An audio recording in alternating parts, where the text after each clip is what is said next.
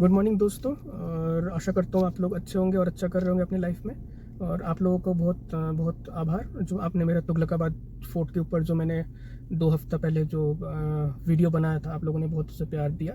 और उसी को देखते हुए मैंने सोचा क्यों ना वो बावली भी दिखा दूँ निज़ामुद्दीन औलिया जी की, जो मेन कारण बनी थी तुगलकाबाद फोर्ट का उजड़ने का, और जो दिल्ली सुल्तान थे गयासुद्दीन तुगलक, उनकी मौत का कारण भी ये बावली ही बनी।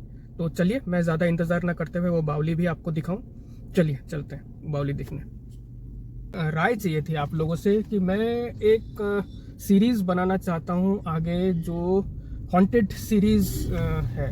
मीन्स जो हिस्टोरिकल फोर्ट्स वगैरह, हवेली वगैरह हो गई जो हॉन्टेड हैं, जो मिस्टीरियस है, उस चीज़ के ऊपर एक सीरीज़ बनाना है मेरे को।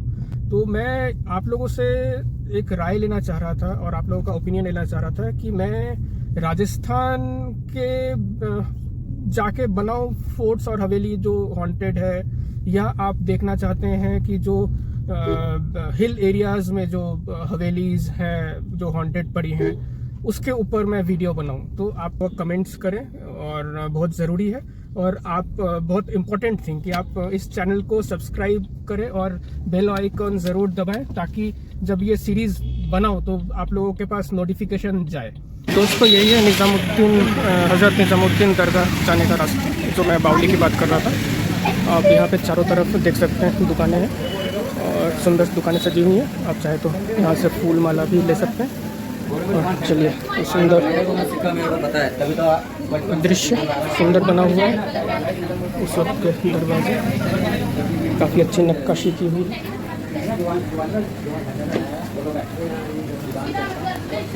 ये देखिए सामने ही बावली है। नहीं सिर्फ इधर ही देख, इधर ही जा रहे हैं। यूट्यूब में वीडियो डलती है ना, तो तुगलकाबाद फोर्ट का और इसका काफ़ी जुड़ाव है ना, तो इसलिए आएंगे अभी थोड़ी देर में बना ले फिर आपको। जी जी। तो दोस्तों यही है वो बावली जो हज़रत निज़ामुद्दीन औलिया जी ने बनवाई थी। देखिए आप देख सकते हैं पानी पूरा भरा हुआ है गेट तक, इसलिए ताला लगा हुआ है।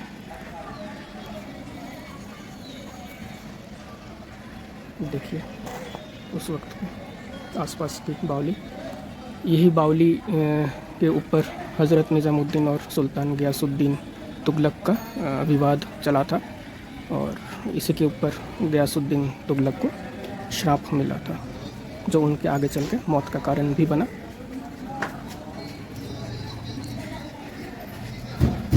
दोस्तों यहाँ से दरगाह जाने का रास्ता।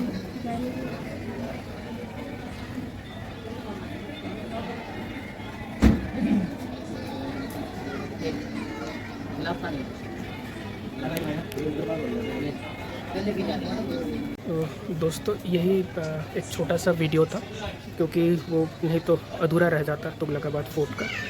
तो मैंने सोचा क्यों ना ये वीडियो आप लोगों को दिखाऊं। और यही वो बावली है। बाकी आपको गाड़ी में चल के बाकी का किस्सा आप लोगों को बताता हूँ, क्योंकि यहाँ पे थोड़ा सा भीड़ है, तो आगे चल के बताता हूँ। तो मैं आपको बता रहा था क्योंकि वहाँ पे थोड़ा सा भीड़ था, तो मैं आपको बता नहीं पा रहा था। तो जो एक्चुअली फैक्ट है कि जब ये असल में जो निज़ामुद्दीन की जो बावली है और जो तुगलकाबाद फोर्ट है, इसका कनेक्शन तो वैसा कुछ नहीं है, पर दोनों का जो बनाने का डेट है ये ऑलमोस्ट सेम है। और गयासुद्दीन तुगलक जब ये अपना किला तुगलकाबाद का निर्माण कर रहे थे, ये बहुत बड़ा किला था, और 8 किलोमीटर के ऊपर का ये एक फोर्ट बनाया था इन्होंने। और बहुत महत्वाकांक्षा या बोलिए या बहुत एक उनका ड्रीम प्रोजेक्ट था।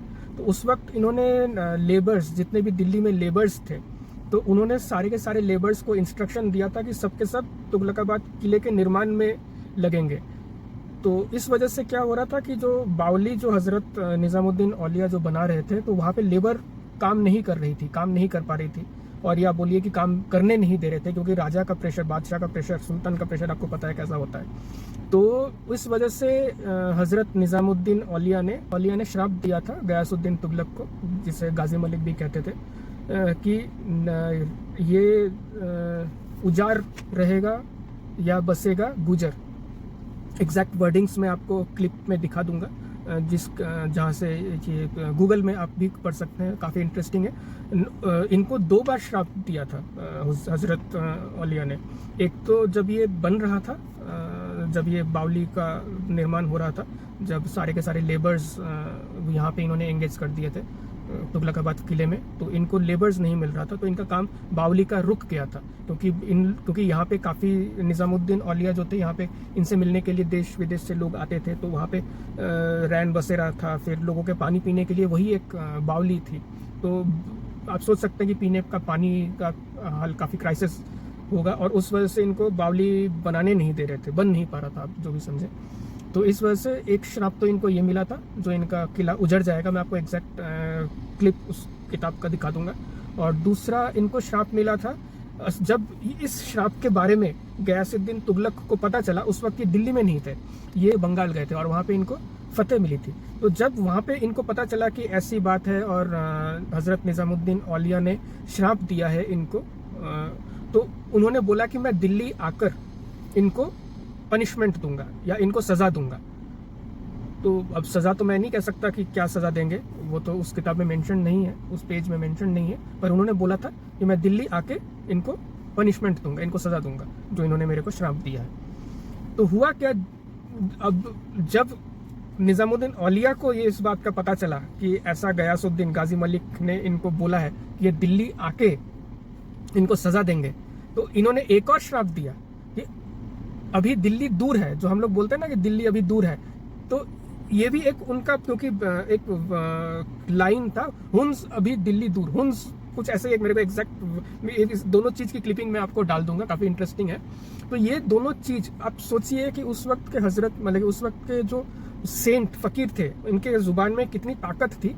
जब ये गाजी मलिक तुगलक का, मतलब जो गाजी मलिक वापस आ रहे थे, गयासुद्दीन तुगलक जब फतेह करके बंगाल से वापस आ रहे थे, बीच रास्ते में इन्होंने एक कहते हैं ना शामियाना लगाया, क्योंकि उस वक्त तक घोड़ों में ही आते थे। तो शामियाना में जब ये सोए, दोबारा उठे ही नहीं। मतलब कि सोचिए, ये हकीकत है, ये मैं अपने तरफ से कुछ भी बना के नहीं बोल रहा दोस्तों, ये हकीकत है। आप जाइए पढ़िए, क्योंकि मुझे भी ये सब चीज़ों का नहीं बारे में पता था।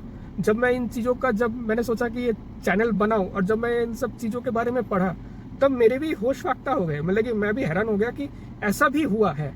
और ये किताबों में आप देखिए, इंटरनेट में आप देखिए, जग जाहिर है, ये मैं अपने तरफ से नहीं बोल रहा हूँ। तो उम्मीद करता हूँ दोस्तों ब्लॉग आपको अच्छा लगा होगा, और हाँ, मतलब कि मेरा एक रिक्वेस्ट है, प्लीज़ आप इस चैनल को सब्सक्राइब करें और आप बेल आइकॉन दबाना मत भूलिएगा, ताकि आपको जब भी मैं, हालांकि मैं ऑलमोस्ट रेगुलर ब्लॉग्स मैं छोड़ता हूँ, अपलोड करता हूँ, तो आपको बेल नोटिफिकेशन जाए, ताकि आप हर एक ब्लॉग आराम से, आप हिस्टोरिकल चीज़ें, मुझे पता है हर कोई सब जगह ट्रैवल नहीं कर सकता, तो आप इस चैनल के माध्यम से सब चीज़ें के बारे में जान सकते हैं, देख सकते हैं। तो चलिए, उम्मीद है आप लोग सब्सक्राइब करेंगे, और मिलते हैं एक नए ब्लॉग में।